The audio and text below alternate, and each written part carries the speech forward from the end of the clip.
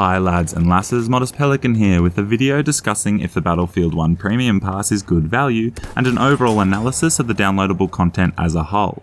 The first DLC, They Shall Not Pass, is going live for premium holders tomorrow on the 14th of March, so it seemed like a good time to make a video analysing the package.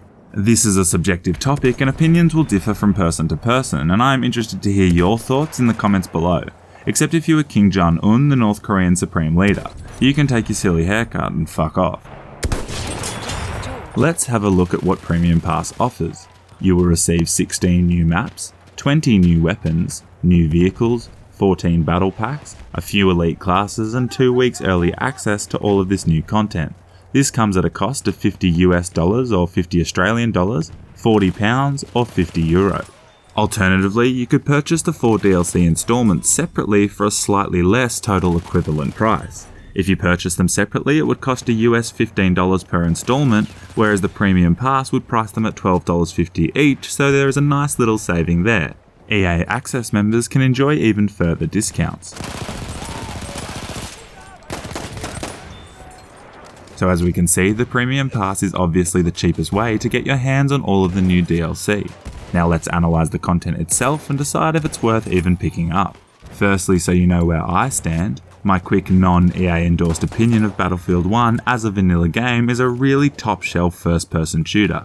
The gameplay is outstanding and extraordinarily cinematic at times, but relative to other titles in the genre and even older Battlefield games, there are very few weapons to choose from and no customization of player models.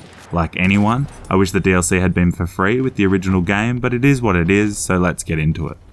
The new DLC is bringing in 20 new weapons, which should be great fun to try out, but many of these are going to be variants of the same gun following the game's existing model, so this probably isn't the primary reason to purchase Premium. The big ticket item is the 16 maps you will be receiving with the pass. Considering there are currently only 10 maps in-game at the moment, I am so pumped to see the introduction of new areas to play on, and this is definitely where you're most likely to get your value for money. After reviewing a lot of CTE footage, and my overall gut feeling is that these maps will be good, or at least a similar spread of quality to the vanilla maps. I'm sure we will see some absolutely stellar maps to play on, but there will also probably be at least one Suez clone for a team to get spawn trapped on, and then rage quit the game, develop a serious drinking and drug problem, have their friends and family leave them before slipping into a deep darkness of taking selfies at strip clubs and posting online videos reviewing Battlefield 1 DLC. Return to the combat area. The new vehicles and behemoths are also really meaningful in terms of gameplay and should be a lot of fun to try out. Battle packs aren't personally my cup of tea, but receiving 16 of them is a nice bonus and hopefully will lead to some cool skins. This is a good time to possibly reflect where you are with Battlefield on a personal level.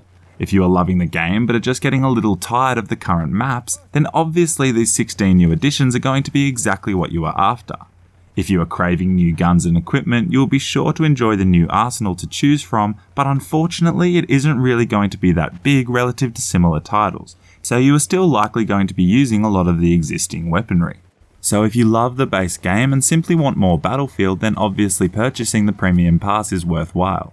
If you are hoping the Premium Pass makes the game feel full of content and challenges, then I don't really think it will fill that void much, or at least as much as it could have.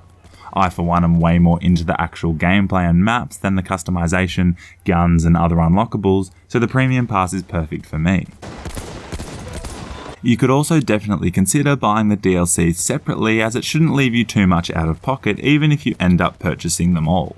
The big downside of this is you will rapidly become part of a segmented player base, and in addition, you'll also have to wait 2 weeks to play. I appreciate it so much when you subscribe and like if you enjoyed this video. This has been Modest Pelican, thank you so much for watching and the constant support. As always, stay classy.